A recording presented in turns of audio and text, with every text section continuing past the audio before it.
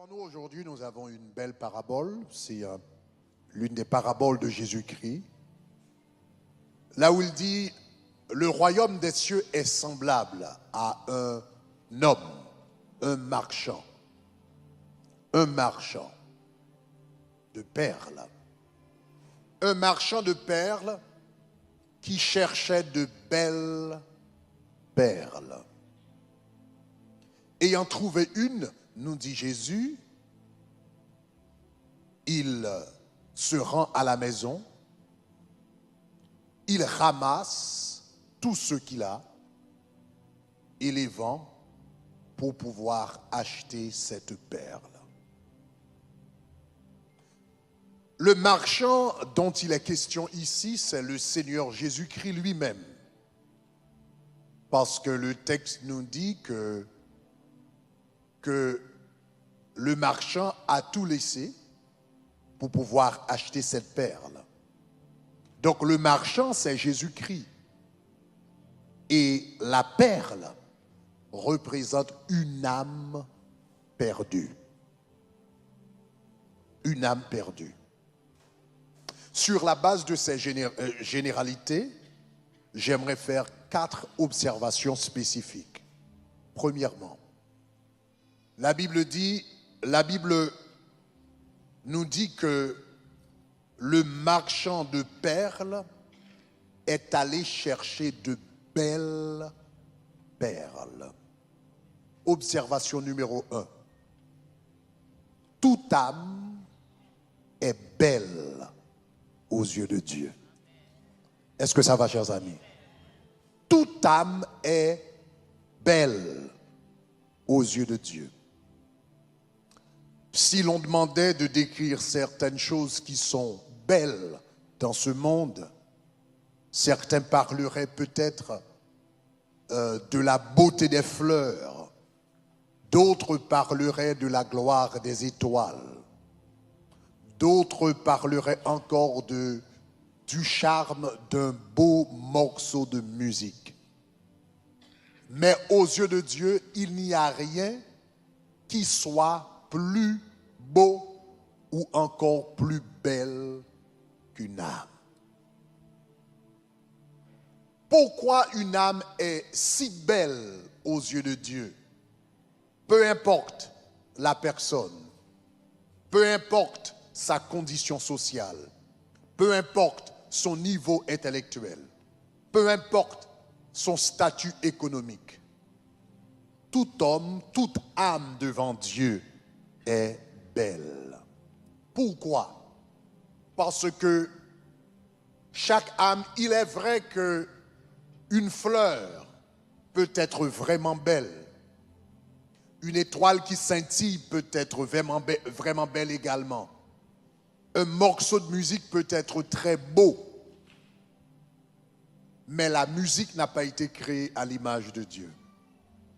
Les fleurs n'ont pas été créées à l'image de Dieu. Les étoiles et les arbres, les rivières n'ont jamais été créées à l'image de Dieu. Il y a seulement l'homme qui a été créé à l'image de Dieu. Parce que quand Dieu s'apprêtait à créer l'homme, il a dit dans la Bible, faisons l'homme à notre image et à notre ressemblance. Donc à chaque fois que vous voyez un homme, chaque personne, chaque homme, chaque femme, chaque enfant porte en lui ou porte en elle l'image de Dieu. Donc toute âme est belle aux yeux de Dieu parce que chaque âme porte l'image de Dieu en elle. Chaque âme est un reflet de la gloire de Dieu. Donc, premièrement, l'âme, n'est-ce pas? Toute âme est belle aux yeux de Dieu. Donc, la prochaine fois que vous voyez une personne, prenez le temps d'aller au-delà des apparences, au-delà de l'aspect physique. Peut-être c'est quelqu'un qui a un mauvais tempérament, allez au-delà du mauvais tempérament. Peut-être c'est quelqu'un qui profère des propos malsains, mais allez au-delà des propos malsains. Et vous allez voir une belle âme qui a besoin d'être sauvée pour Christ. Une belle âme qui doit être sauvée. Le clochard qui est dans la rue a une belle âme qui doit être sauvée. Le meurtrier qui est sur le point d'être condamné a une belle âme qui doit être sauvée pour Jésus-Christ. La prostituée donc qui chemine dans les rues de Miami donc a une belle âme qui doit être sauvée pour Jésus. Donc dans cette parabole, le Seigneur Jésus-Christ compare l'âme de l'homme à une perle, une belle perle. Donc il n'y a personne qui soit laide aux yeux de Dieu. Donc aux yeux de Dieu, il n'y a que des personnes belles à travers le monde parce qu'elles portent une âme qui a été créée à l'image et à la ressemblance de Dieu. Donc toute âme est belle aux yeux de Dieu. Deuxièmement, toute âme est précieuse aux yeux de Dieu. Remarquez dans le texte, la Bible dit que le marchand est sorti pour aller chercher des perles, de belles perles. Et quand il l'a trouvée, la Bible dit, cette perle était si précieuse, cette perle était si importante à ses yeux que la Bible dit qu'il est parti vendre tout ce qu'il possédait pour pouvoir l'acheter.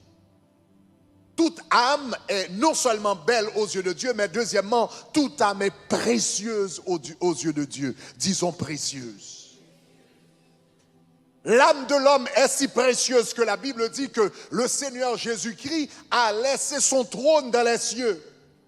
Il a laissé son trône. Il a laissé les rues dorées d'or.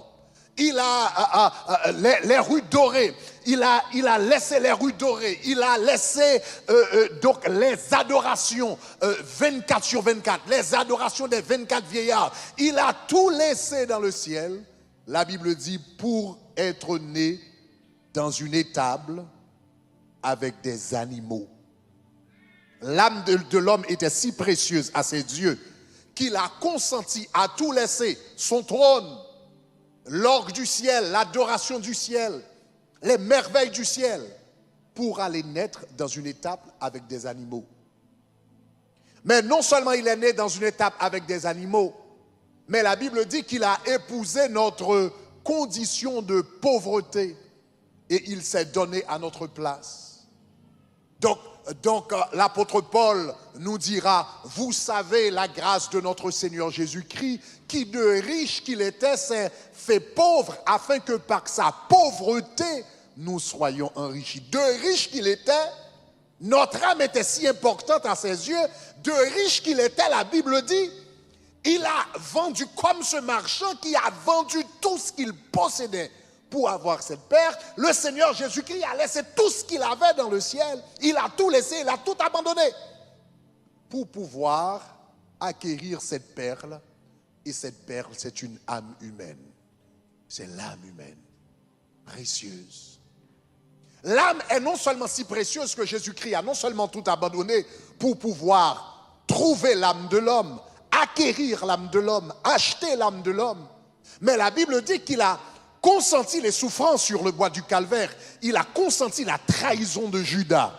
Il a consenti une condamnation injuste. Il a consenti les crachats, les coups de pied, les fouets. Il a consenti les clous sur le bois du calvaire. Il a consenti la couronne d'épines sur le bois du calvaire. Et à Golgotha, il a versé la chose la plus importante qu'il avait dans son corps, c'est-à-dire son sang. Donc la Bible dit sur le bois du calvaire, il a versé son sang. Et l'apôtre Pierre nous dit, vous avez été rachetés à grand prix. Il a dit, vous n'avez pas été rachetés avec de l'or ou de l'argent, mais vous avez été rachetés à grand prix par le sang précieux de Jésus-Christ. Donc votre âme est si précieuse aux yeux de Dieu que Jésus-Christ a versé son sang précieux. Il a tout laissé, il a même versé son sang précieux pour pouvoir acheter l'âme de l'homme. L'âme est belle aux yeux de Dieu. Toute âme est belle aux yeux de Dieu. Toute âme est précieuse aux yeux de Dieu. Maintenant, Jésus-Christ est le marchand d'âmes par excellence. Il est un marchand, mais un marchand qui ne vend pas, mais achète seulement. Jésus-Christ est un marchand d'âmes, mais il ne vend pas les âmes. Il les achète. Et à l'instar de Jésus-Christ, le Saint-Esprit de Dieu ce matin est en train de chercher des marchands d'âmes. Dieu est en train de chercher des marchands. Dieu est en train de chercher parce que quand Jésus-Christ est parti, il nous a laissé la responsabilité de chercher des âmes. Et à l'instar de Jésus-Christ, nous sommes devenus maintenant des marchands d'âmes. Nous ne vendons pas des âmes, mais nous achetons des âmes pour le Seigneur Jésus-Christ. Nous acquérons des âmes pour le Seigneur Jésus-Christ. Nous faisons rentrer des âmes dans le royaume pour le Seigneur. Mais il faut que nous ayons la perspective de Jésus-Christ. Dieu est en train de chercher des hommes et des femmes. Il est en train de chercher des marchands. Il est en train de chercher des personnes qui puissent voir la beauté d'une âme. Il est en train de chercher des personnes qui puissent voir l'importance suprême d'une âme. Dieu cherche des marchands ce matin. Il y a des gens dans ce monde qui peuvent voir la beauté d'une maison, la beauté d'une belle voiture, la beauté d'un collier en perles, la beauté de morceaux de diamant, mais qui ne peuvent pas voir la beauté d'une âme. Il y a des gens qui peuvent apprécier la valeur d'une maison, la valeur d'une voiture, la valeur de l'or en barre, la valeur de morceaux de diamant, mais qui n'arrivent pas à apprécier la valeur d'une âme. Or, la voiture est périssable, la maison est périssable. Un morceau de diamant peut durer longtemps, mais c'est périssable quand même. Mais une âme dure pour l'éternité. Dieu est en train de chercher ce mois-ci des personnes capables de percevoir la beauté et l'importance d'une âme. Donc il y a des gens dans ce monde qui sont fous de bijoux. Il y a des gens qui sont fous de belles maisons, qui sont fous de belles voitures. Jésus-Christ est en train de chercher des personnes qui soient folles des âmes, qui soient folles des perdus pour Jésus-Christ. Un marchand, le Seigneur est en train de chercher des marchands d'âmes qui ne les vendent pas mais qui les achètent.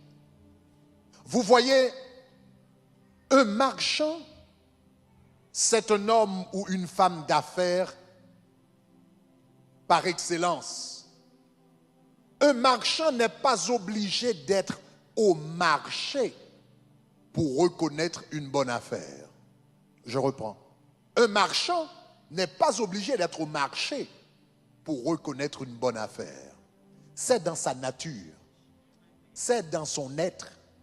Il peut être à la maison, il peut être dans un restaurant, il peut être dans une voiture. Du moment qu'un marchand reconnaît une bonne affaire, du moment qu'une bonne affaire se présente, le marchand la reconnaît automatiquement. De la même manière, vous et moi, en tant que marchands d'âme pour Jésus, il faut que nous ayons cette capacité immédiatement de voir les bonnes affaires pour Jésus. Dans une conversation, il faut avoir la perspicacité pour pouvoir discerner cette âme est prête pour Jésus. Alors que la personne est en train de parler de sa dépression, la personne est en train de parler de ses problèmes, la personne est en train de parler de ses péripéties, La personne est en train de parler de ses cauchemars. Il faut que vous ayez la capacité spirituelle, la perspicacité spirituelle de reconnaître, ah, cette âme est prête. C'est une bonne affaire pour le Seigneur. Un marchand reconnaît une bonne affaire n'importe où. Il n'est pas obligé d'être au marché pour reconnaître une bonne affaire. Et on n'est pas obligé d'être à l'église pour gagner une âme pour Christ.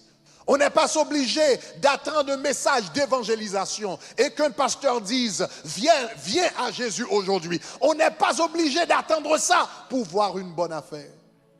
Dans votre lieu de travail, vous pouvez faire de bonnes affaires pour Jésus.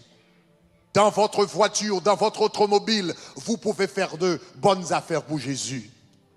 À la maison, vous pouvez faire de bonnes affaires pour Jésus. En parlant avec vos voisins, vous pouvez faire des bonnes affaires pour le Seigneur Jésus-Christ. Donc un marchand n'est pas obligé d'être au marché pour reconnaître les bonnes affaires. Et laissez-moi vous dire, chers amis, les bonnes affaires ne manquent pas dans le royaume de Dieu. Ce qui manque, ce sont les marchands. Il ne manque pas de bonnes affaires, il en manque des marchands. Le Seigneur Jésus dit, après avoir, la femme samaritaine, après avoir témoigné de la bonté de Jésus-Christ, de la personne de Jésus-Christ, les disciples, eux, étaient partis aller chercher de la nourriture. Et quand ils sont revenus, ils ont vu la ville qui était prête à recevoir l'évangile. Et le Seigneur Jésus-Christ leur a dit, levez vos yeux, regardez, regardez. La Bible dit, Jésus dit, la moisson. Regardez la moisson qui est prête pour la récolte. Le Seigneur Jésus-Christ dit, la moisson est grande, mais peu d'ouvriers. Nous n'avons pas un problème de moisson dans ce monde. Nous n'avons pas un problème d'âme dans ce monde. Il y a des personnes qui pensent la raison pour laquelle beaucoup de gens ne sont pas convertis. Il y a des gens qui pensent que la raison pour laquelle nos églises ne sont pas remplies, c'est parce que les gens ne veulent pas donner leur vie à Christ. Ce n'est pas le problème. Jésus-Christ nous a dit qu'il ne nous manque pas d'âme. Il n'y a pas de problème d'âme. La Bible dit que la moisson est déjà prête pour la récolte. Donc, il ne manque pas d'âme. Les âmes sont prêtes à venir au Seigneur. Vous savez qu'il ne nous est jamais arrivé au tabernacle de gloire de faire une sortie d'évangélisation sans qu'il y ait des dizaines de personnes qui se donnent au Seigneur Jésus-Christ. À chaque fois qu'on sort, à chaque fois qu'on part évangéliser, il y a toujours des personnes, il y a toujours des âmes prêtes. Il y a toujours des âmes qui attendaient pendant des mois, pendant des années que quelqu'un leur parlait de Jésus-Christ. Le problème, ce n'est pas un problème d'âmes qui ne sont pas prêtes. Le problème, c'est que les marchands ne sont pas disponibles. Les ouvriers ne sont pas disponibles. Nous avons d'autres priorités dans la vie. Il y a des choses qui sont d'autres choses qui sont beaucoup plus belles à nos yeux que les âmes. Il y a des choses qui sont beaucoup plus précieuses à nos yeux que les âmes. Il y a des choses qui ont beaucoup plus de valeur à nos yeux que les âmes. Donc voilà pourquoi Jésus a dit, la moisson est grande. Il n'y a pas de problème de moisson. La moisson est là et la moisson est grande, les âmes sont là, il y a une grande moisson, il y a des milliers de personnes et des millions de personnes qui veulent se donner au Seigneur Jésus-Christ. Le problème, ce n'est pas un problème d'âme, ce n'est pas un problème de moisson. Le problème, c'est un problème de disponibilité d'ouvriers. Le problème, c'est trouvé. Donc Jésus-Christ a dit, la moisson est grande, mais peu d'ouvriers. Et il a dit, priez pour que le maître de la moisson. Ne priez pas pour que les âmes viennent. Ce problème, c'est déjà réglé. Cette affaire est déjà classée.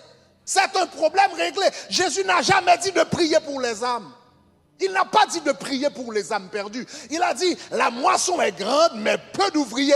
Priez pour que le maître de la moisson envoie non des âmes, mais priez pour que le maître de la moisson envoie des ouvriers dans sa moisson.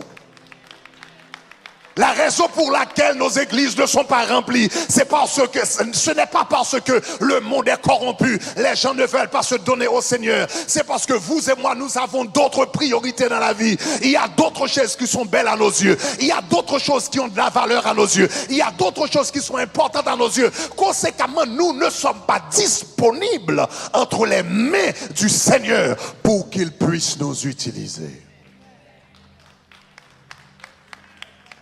Le Seigneur cherche des marchands ce matin. Des marchands qui puissent percevoir l'importance des âmes à ses yeux. L'importance de ceux qui ne les connaissent pas, qui ne le connaissent pas.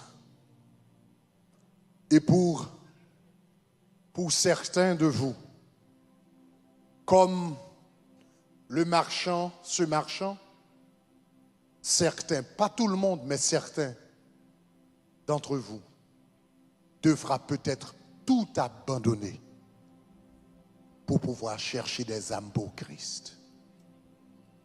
Mais s'il faut tout abandonner, tout laisser pour chercher des âmes pour Christ, je veux vous dire ce matin que cela vaut la peine. Ça vaut la peine. Cela vaut la peine. Ce matin, Christ